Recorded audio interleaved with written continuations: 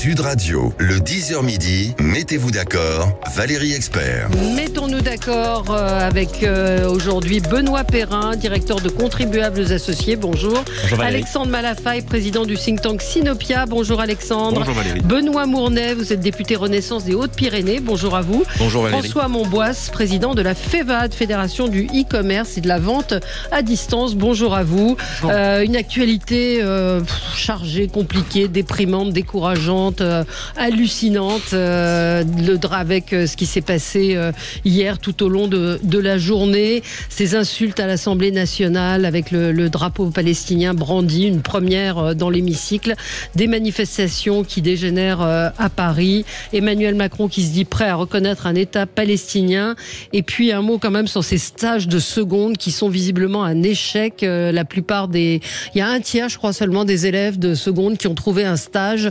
Donc encore une fois, une annonce qui n'a pas été vraiment suivie des faits. On va commencer avec vos coups de cœur et vos coups de gueule. Commençons peut-être avec vous, Benoît Perrin. C'est un coup de cœur pour un livre ? Exactement. Alors un soir de 1966, dans son bureau à Matignon, le président de la République, Georges Pompidou, reçoit un jeune collaborateur nommé Jacques Chirac, qui arrive avec un parapheur plein. Et comme tous les soirs, ce sont des décrets. Et alors Pompidou a alors explosé. Arrêtez d'emmerder les Français. Il y a trop de lois dans ce pays. On en crève. Laissez-les vivre. Et vous verrez, ça ira beaucoup mieux. Alors depuis, les présidents de la République et les premiers ministres se sont succédés en promettant, vraiment la main sur le cœur, que nous allions arrêter cette inflation des normes. Avec cette impression qu'on a tous dans nos vies courantes, les normes nous étouffent. Alors, le haut fonctionnaire Christophe Héoche-Duval nous prouve par des chiffres très parlants que ce n'est pas une impression, que c'est en fait une réalité. Oui, nous assistons, selon son dernier ouvrage, donc l'inflation normative édité chez Plomb, à une inflation normative. Quelques exemples frappants, le code du commerce, le code du travail, qui ont doublé de volume en 40 ans. Le nombre de mots sur Légifrance qui a doublé en 20 ans. On est à 46 millions de mots. Et encore, ce comptage ne tient pas compte des autorités de régulation, des collectivités locales, des normes internationales. Bref, on croule sous les normes. Et pourtant, le ministre des Finances et de l'Économie, Bruno Le Maire, a estimé ce coût des normes à peu près 3 points de PIB, c'est-à-dire à peu près 80 milliards. Donc l'auteur, Christophe Duval, qui est haut fonctionnaire, donc qui est vraiment dans la machine, nous propose des solutions très concrètes pour arrêter cette inflation normative. Bref, pour faire pression sur les décideurs et exiger que cette folie normative cesse, les Français doivent savoir, et ce livre est salutaire, car nous permet d'ouvrir les yeux sur ce fléau français. Bah oui, les normes, les lois qui ne sont pas appliquées, on pourrait le tirer à l'infini. J'ai rencontré ce monsieur il y a quelques Alexandre semaines, Malafaille. et franchement, il est extrêmement intéressant. Ça mérite effectivement attention, parce que il décrit vraiment le processus dans lequel on est enfermé de manière absurde, sauf que ce qu'il dit aussi, c'est que de toute façon ça ne va pas s'arrêter comme ça. Il pronostique en 2027, ce qu'on fait une fois par an, le compte des mots qui effectivement font la loi et la norme. Il dit qu'en fait en 2027 on sera à 50 millions au lieu des 46 millions, et pour la petite histoire, il avait donné un chiffre qui permet de mesurer le problème. Pour lire ces près de 50 millions de mots, il faut près de 6000 heures. Voilà.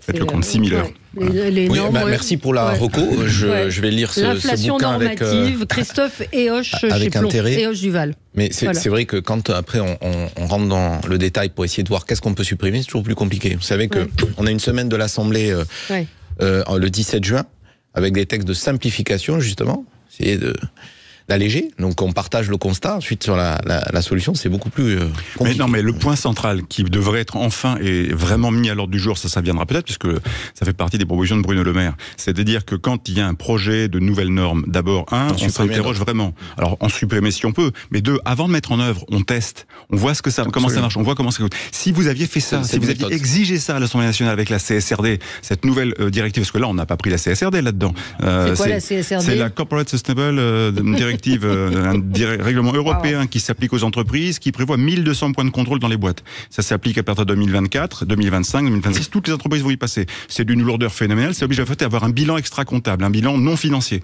Et ça suppose que toutes les entreprises devront avoir, en plus du commissaire de l'expert comptable, un commissaire au compte. Voilà. L'Assemblée n'a absolument pas réclamé une évaluation, absolument pas une étude d'impact. Personne n'a demandé ça. Ça va coûter des centaines de millions aux entreprises. Ça va être très lourd à mettre en œuvre. Une fois de plus, on sera entraver, parce que nous, on fera ceinture et bretelles, on mettra en œuvre, on appliquera, on contrôlera, on sanctionnera, ce que ne feront pas les autres pays européens. Et là-dessus, on est fou, quoi. Il y a une dérive invraisemblable et personne ne prend tout d'un coup la mesure que on parle de l'économie, des entreprises et quand même d'un tout petit peu de performance, quoi. Et ce qu'il faut peut-être rappeler, c'est que plus de normes pour les entreprises, c'est au final toujours le consommateur qui paye, puisque l'entreprise répercute le coût de ces normes sur le prix de vente. Voilà. Mais bon, on va y revenir dans un instant. On va continuer de débattre avec vous sur Sud Radio. À tout de suite. Sud Radio. Sud Radio. Parlons vrai. Parlons vrai. Sud Radio. Parlons vrai.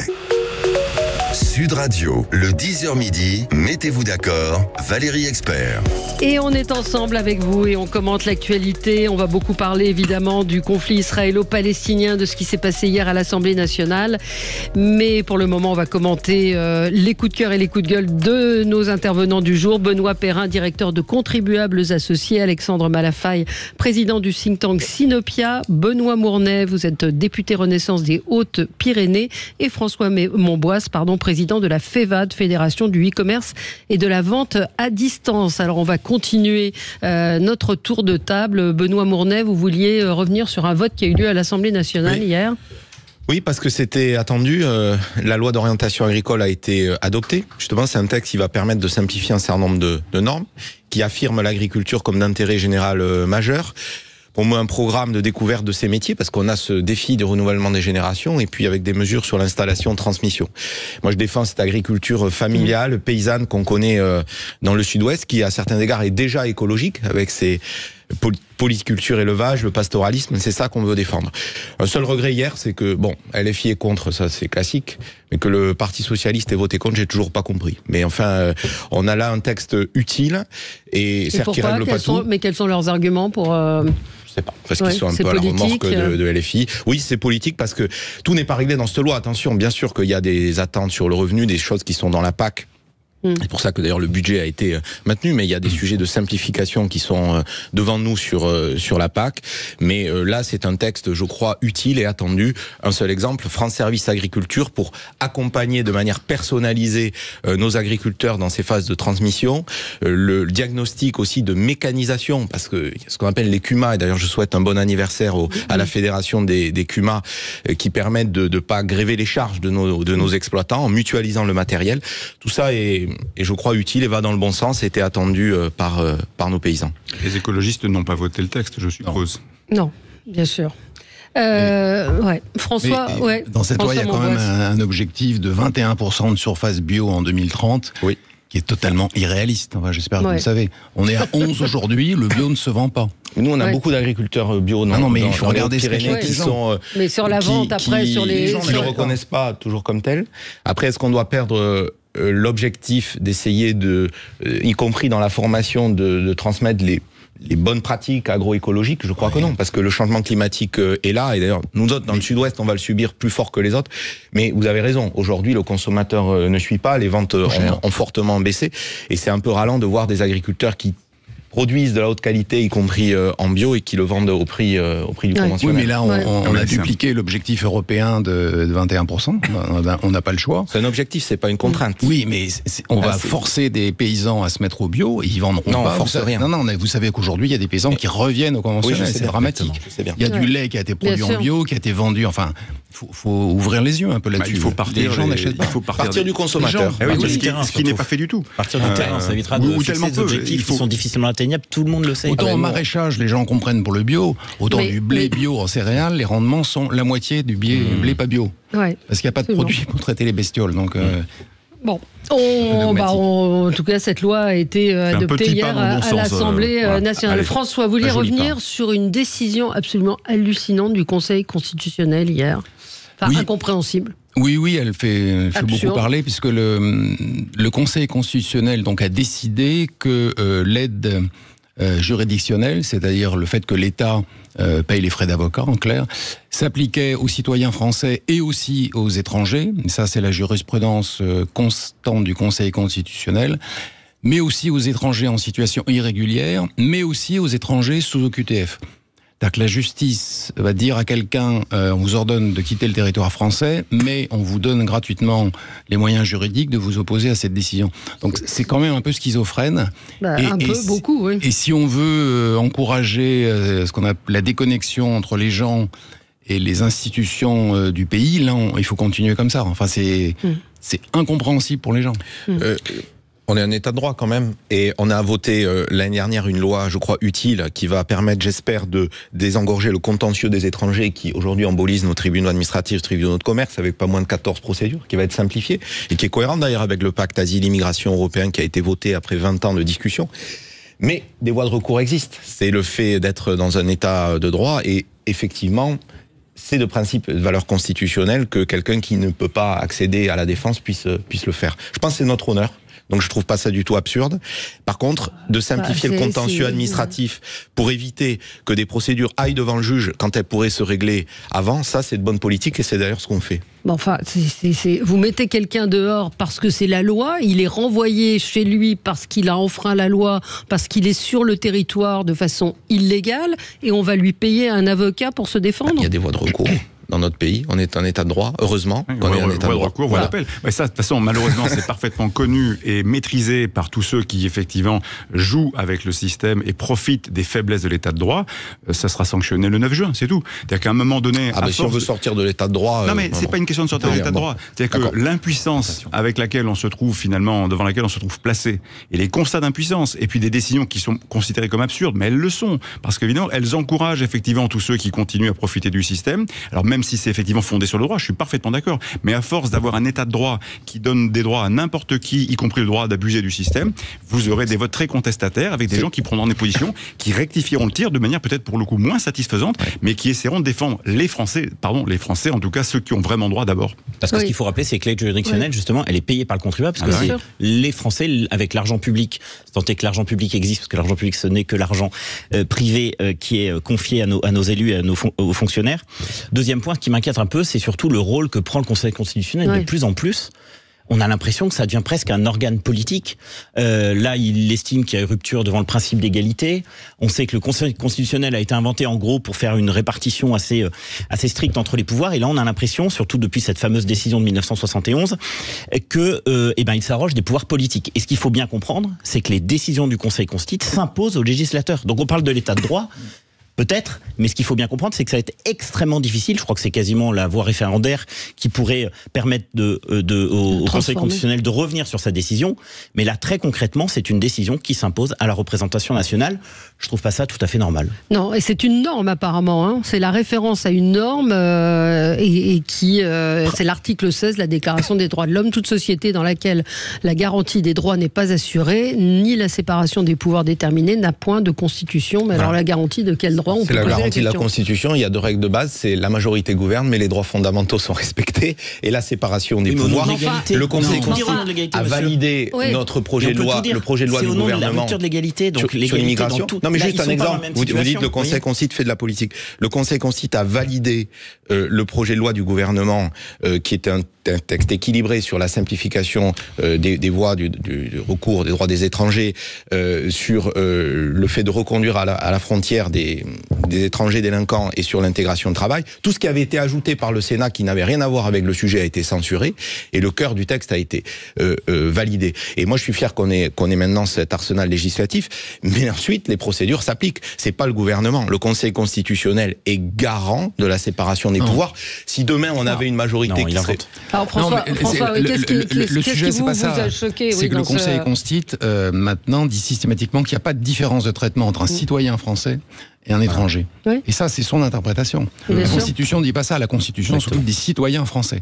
Et déjà, on avait ouvert la porte avec l'Europe en disant qu'il n'y a pas de différence entre les citoyens français et de l'Union européenne. Maintenant, c'est une étape d'après. Il n'y a aucune différence. Ce qui veut dire que quelqu'un qui met le pied en France, il est traité comme un Français. Au nom du principe d'égalité. On peut se poser deux questions. On peut se poser deux questions. La première question, c'est est-ce qu'on en a encore les moyens ? Parce qu'il y a tellement de priorités, il y a tellement de déficits. L'État de droit, on en a les moyens, oui. Oui, non, alors attendez, là, c'est très facile, parce qu'à un moment donné, vous prenez l'argent dans quelle poche? Parce que c'est juste... Non, mais pardonnez-moi, je termine. Et deuxièmement, est-ce qu'on en a les moyens? La réponse aujourd'hui, elle n'est pas évidente, la réponse, quand vous voyez le taux de fiscalité, le taux d'endettement, etc. Après, on peut effectivement continuer à creuser, il n'y a pas de problème. Depuis 10 ans, depuis 7 ans, c'est ce que fait le parti auquel vous appartenez. Et la deuxième question que je pose, c'est est-ce que tout le monde en Europe fait ça? Est-ce que tout le monde fait ça dans le monde? Je suis d'accord qu'il faut qu'on soit exemplaire, mais à un moment donné, l'exemplarité, société a un prix, et ce prix, je pense qu'il devient insupportable, y compris pour beaucoup de gens. Il y a une juriste qui dit le Conseil constitutionnel reste fidèle à la jurisprudence développée sous la présidence de Robert Badinter, considérant des étrangers à n'invoquer que le préambule de la Déclaration des droits de l'homme, en ignorant délibérément l'article 1er de la Constitution de 58 qui consacre explicitement que l'égalité devant la loi de tous les citoyens, ce qui exclut donc exclut donc les étrangers. Donc après, on peut tout faire dire aux lois. L'interprétation, elle est quand même biaisée, en tout cas dans Mais c'est intéressant parce que c'est comme aux États-Unis où le rôle de la Cour suprême est éminemment politique, puisque c'est la Cour suprême, en gros, qui doit décider si Trump a le droit de se présenter ou pas. C'est-à-dire que les organismes type Cour suprême ou Conseil consti ont de plus en plus à prendre des décisions qui sont très politiques. Même s'ils sont sur des bases juridiques. Moi, j'ai pas envie de vivre dans un pays comme la Hongrie. Aujourd'hui, vous avez des juges à la botte du pouvoir. Heureusement qu'il y a une séparation des pouvoirs, qu'il y a une indépendance de la justice. Je préférerais toujours une décision de justice révoltante, mais qui a été prise en toute indépendance, plutôt que d'avoir des juges, du juge constitutionnel au juge de proximité, qui seraient à la botte du pouvoir. Moi, je peux pas laisser entendre qu'un étranger aurait strictement les mêmes droits qu'un citoyen français. C'est pas vrai. On le voit. On l'a vu pendant les débats sur l'immigration, ne serait-ce que sur le RSA. Vous n'avez pas accès au RSA quand vous êtes étranger. Par contre, on a simplifié les voies de recours parce que les tribunaux administratifs sont embolisés. Eh bien, cette loi va permettre de simplifier, mais de permettre la garantie des droits et la séparation des pouvoirs, c'est ce qui fonde notre société. On est obligé de marquer une pause, mais vous répondrez à Alexandre Malafaye. Sud Radio, votre attention est notre plus belle récompense. J'adore vous entendre, j'adore les multiplexes, j'adore, voilà quoi, franchement, chapeau. Sud Radio, la radio du rugby. Le 10h midi, mettez-vous d'accord, Valérie Expert. Et oui, souvent les coups de cœur et les coups de gueule nous amènent sur d'autres sujets aussi qui ne sont pas traités partout. Vous voulez dire un mot ou pas sur... Non, c'était très bref. Il faut dire que quand on est frappé de QTF, c'est qu'a priori, d'abord, on n'est pas français, d'une part. Deuxièmement, on est venu sur le territoire national français avec une intention qui était sans doute pas très très sympathique. On a commis des crimes ou des délits et on est frappé d'expulsion. À un moment donné, c'est bien gentil quand même, mais je crois qu'il faut assumer ces actes. Et je suis pas certain que nous ayons, l'obligation d'assumer financièrement la défense de ces gens qui sont venus avec des intentions qui sont pas des intentions sympathiques. Voilà. On va pas épiloguer, comme on dit. Juste un auditeur m'envoie, ce sera le coup de gueule de l'auditeur. Des magistrats mexicains appellent la France à prendre des mesures d'urgence en matière de trafic de drogue, c'est-à-dire qu'ils sont en train, c'est une délégation de magistrats mexicains qui a appelé la France à ne pas imiter la trajectoire du Mexique, voie sur laquelle est en train de s'entraîner la France. La police judiciaire, il y a quelque temps, disait avoir observé des similitudes dans l'exécution de criminels, les tueurs à gages, comme les tueurs à gages des cartels. Donc voilà, c'est une information qui me semblait pas totalement inintéressante. Rapidement, votre coup de gueule qui va intéresser votre voisin de contribuable associé. Oui, un coup de gueule pour un peu dénoncer la gestion de la Tour Eiffel. La société d'exploitation de la Tour Eiffel a annoncé un déficit pour l'année dernière de 250 millions d'euros. Alors il y a plein d'explications. Alors ça appartient à 99% par la ville de Paris. Voilà. Et bon, alors certes, on va nous expliquer qu'il y a des coûts d'entretien qui sont plus importants que prévu, la corrosion, que le Covid a coûté cher. Mais 250 millions d'euros, c'est extrêmement important comme déficit. C'est pas la première année que la société a ce type de résultats.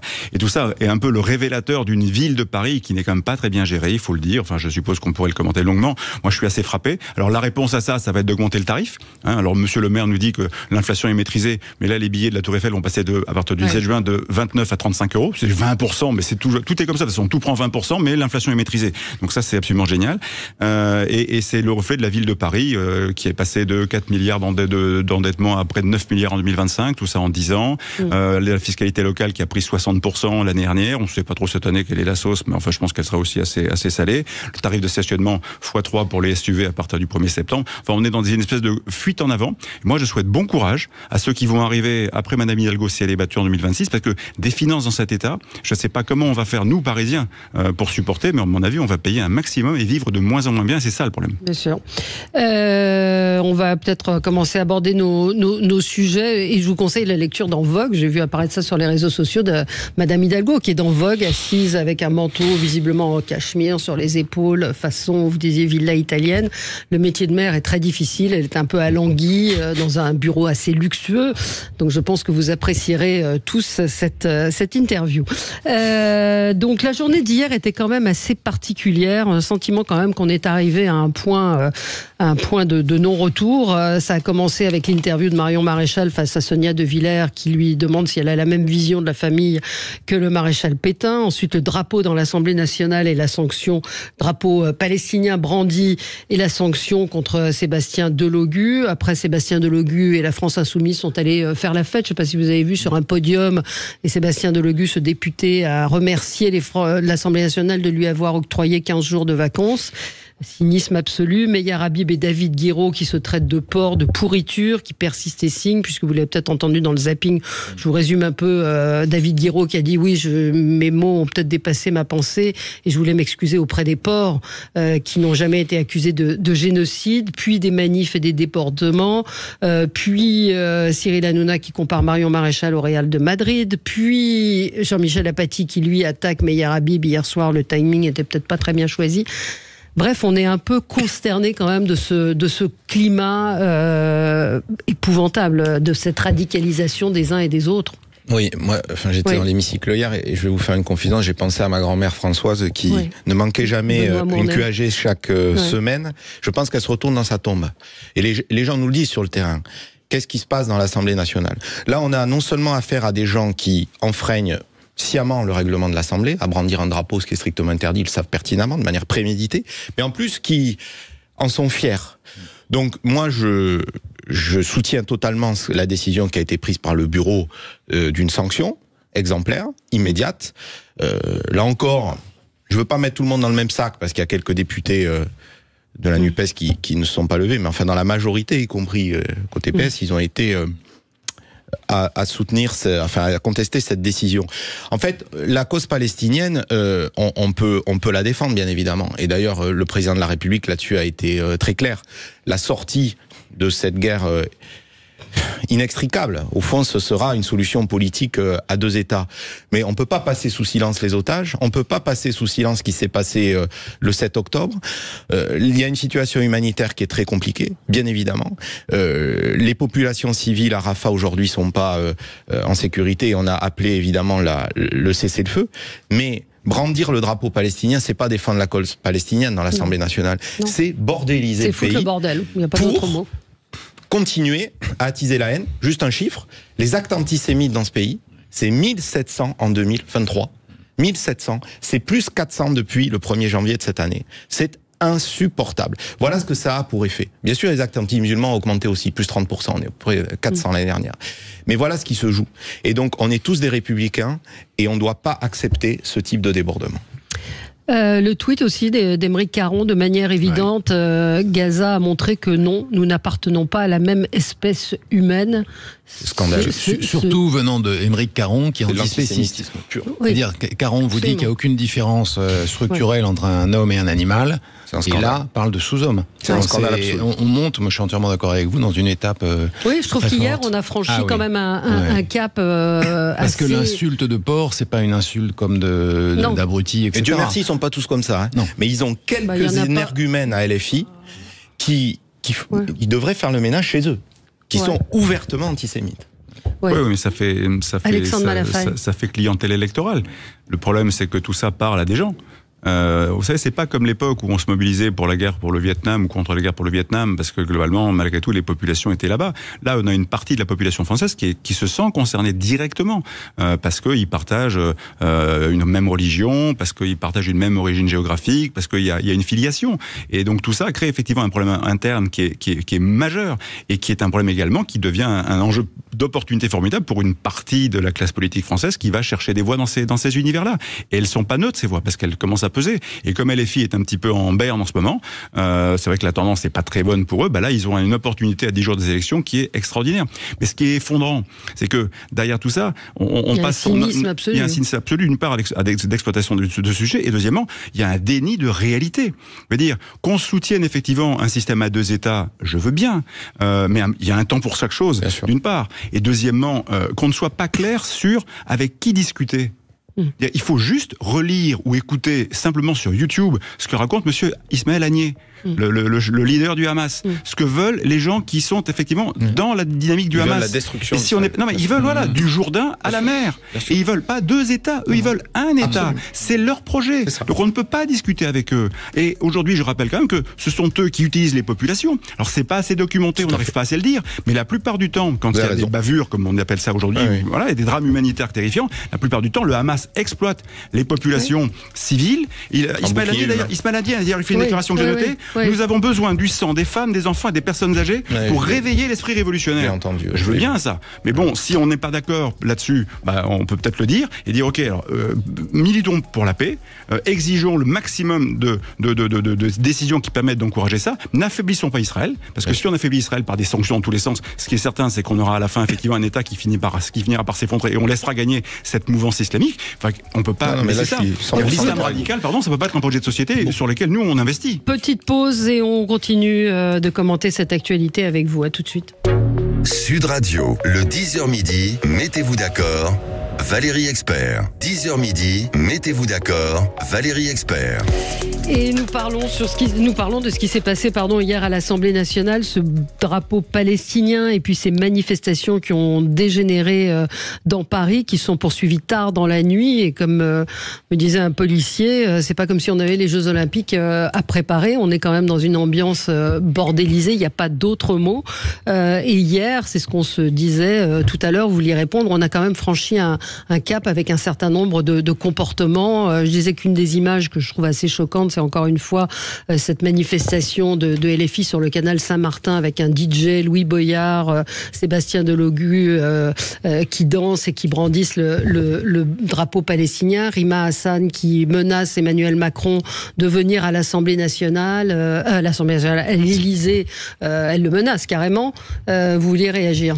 Alors c'est vrai que d'abord, qui fait ça? Il faut rappeler que monsieur Delogu, c'est l'ancien chauffeur de Jean-Luc Mélenchon. Donc on va dire que c'est un proche quand même du leader du parti LFI.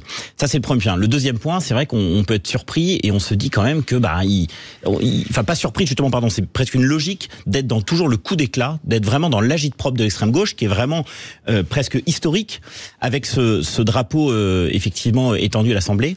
Troisième point, c'est une stratégie politique. Évidemment, ils savent bien que de toute façon sur l'Europe, ils n'ont pas grand-chose à dire, que sur la politique française, ils n'ont pas grand-chose à dire. Et donc, qu'est-ce qu'ils font? Ils essaient d'internationaliser ces élections européennes, alors qu'on entend, je ne sais pas si quelqu'un est capable autour de la table de donner une seule proposition de LFI dans le cadre des élections européennes.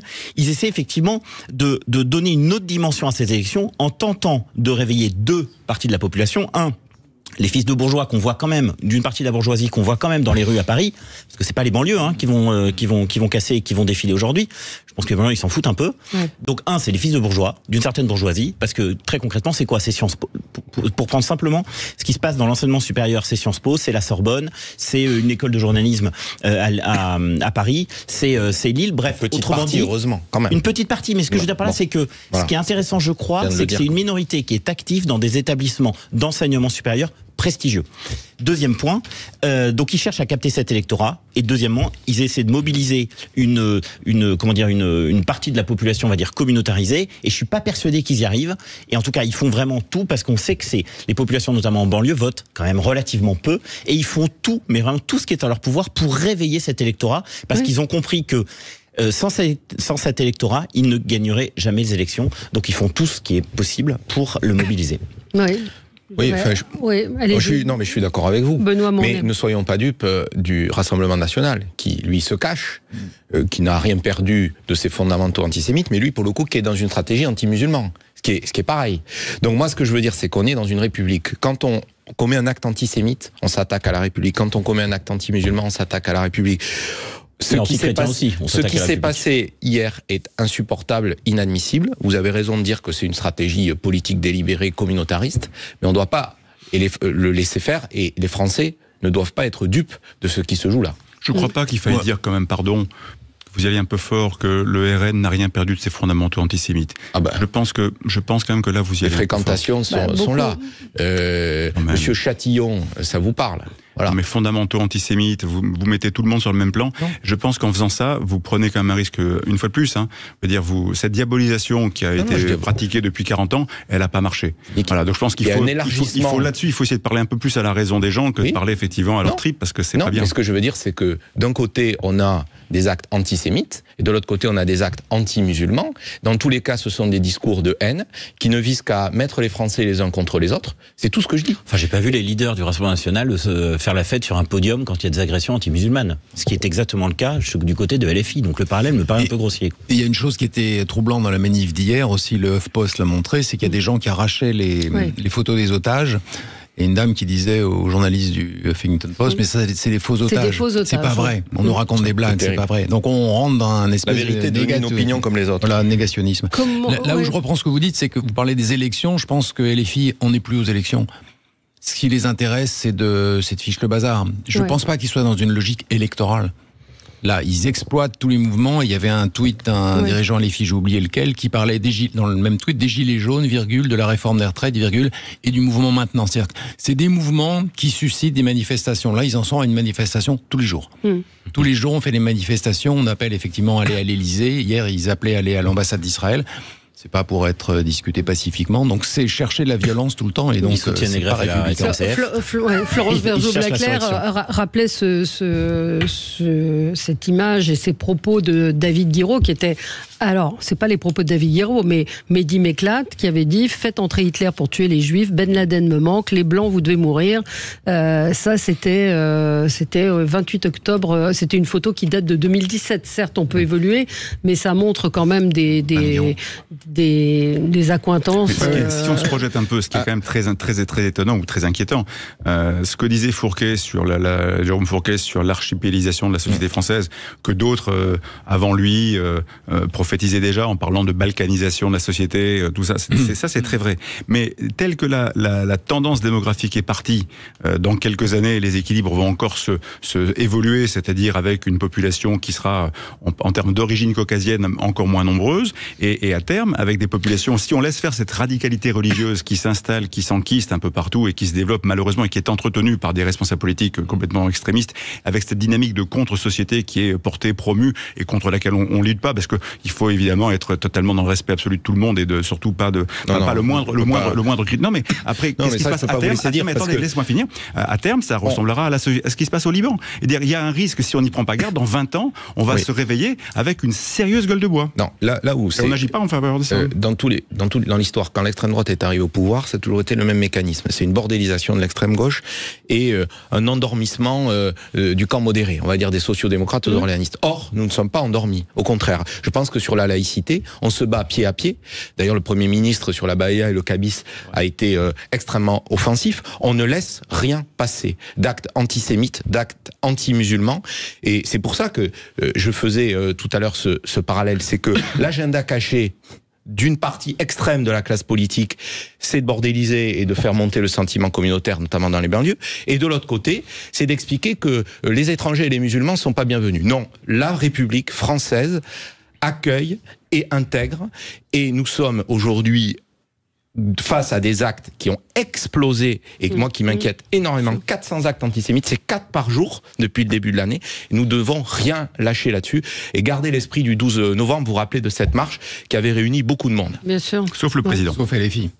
Non, LFI, c'est là où il faut rendre... Je les mets pas tous dans le même sac. Là, parce que chez moi, vous voyez, mon concurrent aux législatives, il était LFI, il était là. Il y en a quand même quelques-uns qui n'ont pas totalement perdu leur boussole républicaine, mais il y a une minorité activiste complètement dingue qu'il faut stopper net. Ça, c'est sûr. Comment ça va évoluer? Encore une fois, on a le sentiment qu'il y a c'est peu de le dire, une forme de radicalisation des opinions des uns et des autres. On le voyait encore une fois à la télévision hier soir, on le voit dans les débats, on le voit dans la rue. Comment ça va évoluer? Est-ce qu'il va y avoir des manifs tous les soirs? Jusqu'où ça va aller? On peut aussi se poser cette question-là. Il n'y a pas de raison que ça s'arrête. En tout cas, jusqu'au 9 juin, à mon avis, la pression ne va pas cesser parce que c'est le bon moment pour en parler. Et puis, ça fait l'actu, ça fait le buzz. Moi, j'entendais Manon Aubry, il y a 2 jours, je ne sais plus sur quelle chaîne, dans un débat je crois que c'était sur BFM, sur les européennes. Et elle a été clairement interpellée en disant, mais bon, vous parlez beaucoup de la cause palestinienne, etc. Elle dit, oui, j'en parle, et puis pas du reste. Et en fait, elle assume parfaitement le fait que c'est leur sujet, ça leur va bien, vous le disiez parfaitement. Voilà, c'est une manière de faire de l'agit-prop, c'est une manière de reconquérir un électorat, c'est une manière de détourner l'attention sur le vide sidéral de ce qu'ils ont raconté. Mais c'est surtout, en fait, c'est ça qui est dangereux, c'est que je crois qu'il y a une vision à courte vue. Je reviens sur ce que je disais tout à l'heure. J'entends ce que vous dites, et bien sûr qu'on est sensible à toutes les intentions gouvernementales. On ne lâche rien. Bien sûr, ça c'est les mots. Dans la vraie vie, quand vous commencez à creuser un peu, quand vous parlez avec des proviseurs, quand vous rentrez dans les départements, quand vous rentrez, vous voyez bien que c'est beaucoup plus compliqué que de rien lâcher, malheureusement. Mais il faut faire le job comme vous le faites, et très bien. Mais je pense qu'il y a à mon avis, un risque encore d'angélisme, de naïveté par rapport aux dérives qui sont en train de se construire. Et je suis pas certain que la mesure de la gravité de la situation soit parfaitement assumée au meilleur niveau en France et peut-être même en Europe. Sur le pacte asile-immigration, d'un mot, 20 ans de discussion, on aboutit. Qui a voté ce pacte asile-immigration ? Il n'y a que le groupe Renew qui l'a fait. Ni le Rassemblement national qui donne des leçons l'a fait, ni l'extrême gauche bien évidemment, ni Glucksmann, ni Bellamy. Donc la vérité, c'est quand on se donne les moyens de lutter efficacement contre l'immigration clandestine, contre ces passeurs qui sont des esclavagistes modernes, qui est au rendez-vous. Donc on n'est pas seulement dans on lâche rien dans l'incantation, on agit.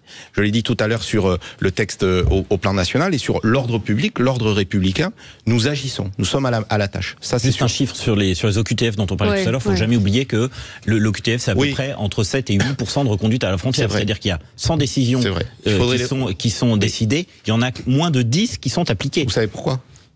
Contrairement à l'Allemagne, on n'a pas le même périmètre sur ces OQTF. En fait, l'OQTF est mal nommé. Moi, d'ailleurs, j'avais porté un amendement pour qu'on fasse comme les Allemands, qu'on appelle ça un arrêté de menace d'expulsion.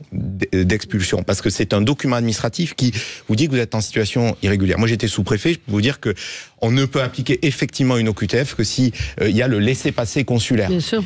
Or, c'est ça l'intérêt des hotspots sur le pacte asile-immigration, c'est que vous êtes dans des zones tampons internationales où la personne qui n'a pas vocation à rester parce qu'elle n'est pas en demande d'asile, on n'y fait pas droit, peut être raccompagnée automatiquement dans le pays d'origine parce qu'elle n'est pas rentrée physiquement sur le territoire national. C'est ça qu'amène, c'est ça le plus de ce pacte asile-immigration pour lutter contre l'immigration clandestine. On s'interrompt un tout petit instant et on se retrouve après la pub avec vous. À tout de suite. Technique. Sud Radio, le 10h midi, mettez-vous d'accord, Valérie Expert. Sud Radio, le 10h midi, mettez-vous d'accord, Valérie Expert. Bon, je voulais qu'on parle également d'un autre sujet. Ce sont ces élèves de seconde à qui on a demandé de faire un stage en entreprise. Ça a été annoncé en septembre 2023. Et c'est un stage qui a été mis en place pour éviter que les élèves ne partent en vacances avant l'heure. Le hic, c'est que les entreprises, elles sont pas preneuses, quoi. Et on est tous confrontés à des demandes de stage. Nous, on en prend à Sud Radio régulièrement. J'imagine que les uns et les autres aussi. Sauf que 25% des élèves de seconde ont trouvé un stage à 3 semaines de la date butoir. Là aussi, contribuable associé a sûrement des choses à dire, Benoît Perrin. Alors, d'abord, c'est une excellente idée. Je pense que tout ce qui rapproche les élèves du monde de l'entreprise, du monde du travail, doit être vraiment valorisé, doit être promu. Donc déjà, c'est une bonne idée.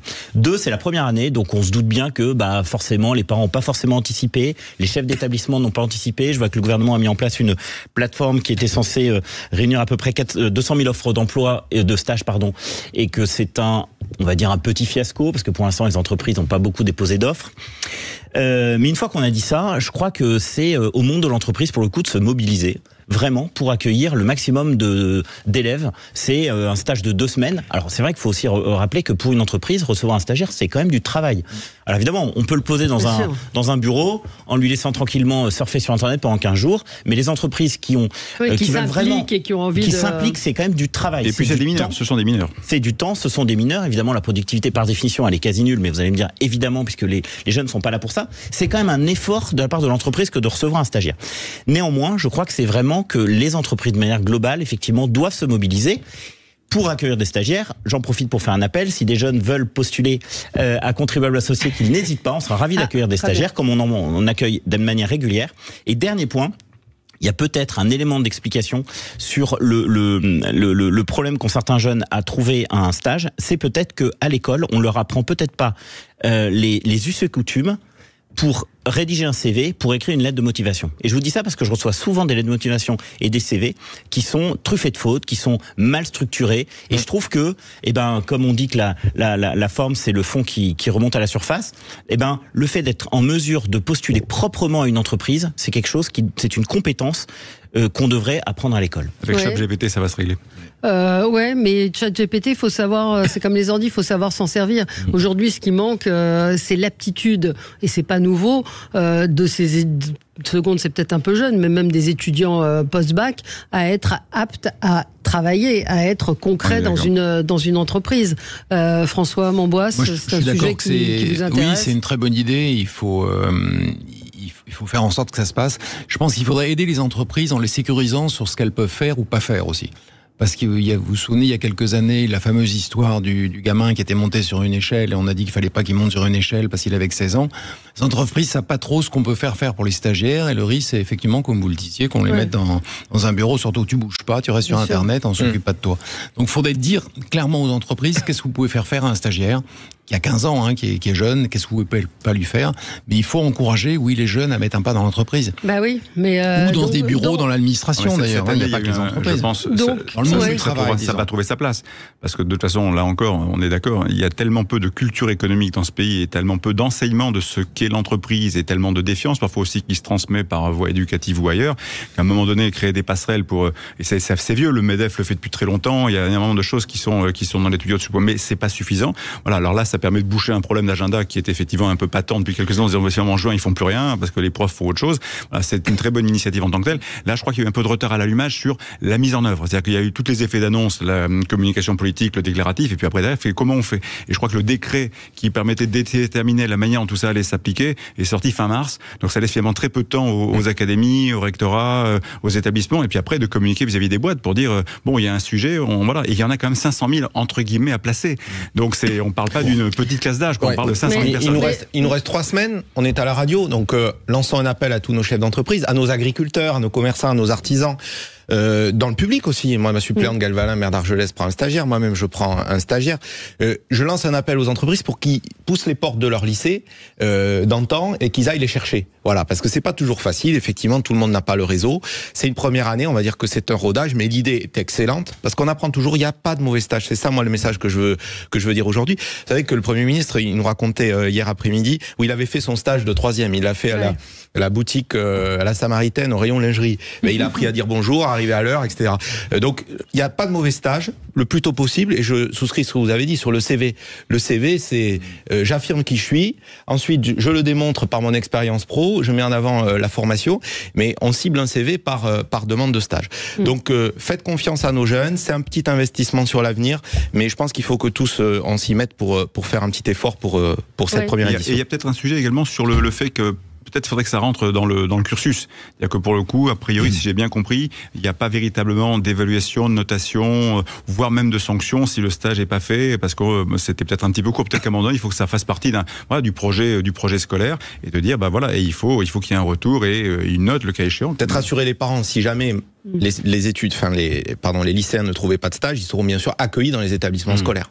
Mais bon, il nous reste 3 semaines, gageons qu'on y arrive. Non, mais je pense qu'il faut aussi responsabiliser les parents et leur dire aussi en début d'année, voilà, votre fils devra faire un stage, votre fille en fin d'année, merci de vous en occuper. Je crois qu'il ne faut pas non plus tout attendre de l'État. Mais les parents sont responsables. Non, mais c'est parti trop tard. Et devraient, les parents, les entreprises, les professeurs, tout le monde va s'y mettre. Il ne faut pas tout attendre de la puissance publique. On est aussi des gens responsables et je crois que quand on est des enfants, on doit aussi vraiment s'en occuper. Après, si on leur apprenait à lire, à écrire, ce serait pas mal aussi, non? On en revient au sujet du CV, de la lettre de motivation. Oui, c'est ça. Qui traduit vraiment, malheureusement, un niveau qui a tendance largement à baisser. Mais il y a un niveau qui tend à baisser, lire, écrire, compter, mais la compréhension aussi. La compréhension, c'est parfois complètement... Je peux vous raconter une anecdote pour sourire. J'ai eu une amie qui, dans un bureau, demande à une de ses stagiaires de mettre les adresses sur des enveloppes pour envoyer des chèques. Au bout d'un moment, la fille lui dit j'ai fini. Donc elle lui dit fais voir. Elle regarde une enveloppe, 2 enveloppes, 3 enveloppes. Et puis il y a les adresses, mais il n'y a pas les noms. Puis elle lui dit mais enfin vous m'avez demandé de mettre les adresses. Il lui dit oui mais enfin tu reçois des lettres chez toi. Il y a ton nom, il y a ton adresse. Comment il va faire le facteur? Ah bah oui, j'y avais pas pensé. Ça c'est quelqu'un qui est bac plus 4. Et des exemples comme ça, je crois que je pourrais en faire un livre entier d'incompréhension, de logique. Ah oui, j'y avais pas pensé. J'ai eu le cas concret d'un stagiaire au bureau qui a, pareil, bac plus 3 ou 4, qui était même pas capable d'écrire correctement l'adresse sur l'enveloppe. C'est-à-dire à la main, de mettre le nom, le prénom, en dessous la rue, en dessous la ville. Ça ressemblait à rien. Et je crois qu'il y avait un peu là, enfin, c'était pas du tout aligné, c'était un peu en vrac. C'est une création artistique très sympathique, mais absolument pas adaptée pour effectivement l'envoi du courrier par la poste. Ce qui me frappe aussi, c'est pour les entretiens. Alors, quand vous passez le stade du CV bien écrit, de la lettre de motivation bien écrite, normalement, vous recevez le candidat comme en entretien. Et je suis frappé aussi par le manque de préparation des candidats aux entretiens. C'est-à-dire, ils connaissent pas la structure pour laquelle vous travaillez, ils connaissent pas les us et coutumes, ils ne prennent pas de notes, ils n'ont pas de questions sur le stage ou sur l'emploi qu'ils sont susceptibles d'occuper. Voilà. Il y a la responsabilité de l'entreprise, mais il y a aussi la responsabilité des candidats. Moi, j'ai des stagiaires en ce moment. Les jeunes, quand même, sont plutôt hyper motivés. Là, on est sur des post-bac, ils ont envie d'apprendre, ils ont envie de découvrir, ils comptent pas les heures. Moi, je les amène avec moi le week-end aussi, ils sont là. Donc, franchement, faites confiance à nos jeunes. J'ai envie de dire, soyons positifs là-dessus. C'est de la langue de bois. Non, c'est pas langue de bois parce que j'ai l'exemple concret. J'ai l'exemple concret. J'étais à l'abattoir lundi. La stagiaire qui est avec moi, elle y a été. Bon, non, franchement, les jeunes, il faut pas être si. Ça fait vieux con de dire ça, que les jeunes ne veulent plus bosser. Vous parlez avec des patrons, c'est pas qu'ils veulent plus bosser. Attendez, je peux vous lire une conversation d'une jeune femme que je connais très bien qui a fait poster une annonce. La personne lui dit mais j'ai des cours en même temps et machin. Est-ce que c'est un emploi à plein temps? Elle répond oui, c'est un emploi à plein temps. Et il fait et c'est bien payé. Je veux dire, mais même dans la forme, le travail a un peu changé. Ça c'est pas faux. Je pense que je vais en faire un livre. Mais et Christine Bouillot me dit n'oublions pas que les élèves de 3e cherchent aussi des stages, les secteurs aussi. Il y a embouteillage pour les entreprises. C'est toute la question de la reconquête du mois de juin que l'éducation nationale tente de résoudre depuis 20 ans. Secteur tout à fait vrai. pro. Il y a aussi les stagiaires de 3e. Absolument. Le stage de fin de collège. Et oui. Allez voir dans les fermes. C'est en bouteille. C'est intéressant. Parce qu'on a un enjeu de renouvellement des générations. Et il faut faire découvrir, c'est ce qu'on a souhaité là dans le projet de loi agricole. Mais là, c'est une belle occasion. Voilà. Là, il y a du travail dans nos fermes. C'est une bonne idée, vous serez au grand air. Bon, allez, c'est fini pour aujourd'hui. On se retrouve demain pour commenter une actualité qui, j'espère, sera un petit peu plus calme. Merci à vous. Et tout de suite, c'est André Berkoff. Très bonne journée. Sud Radio. Parlons vrai. Sud Radio. Parlons vrai.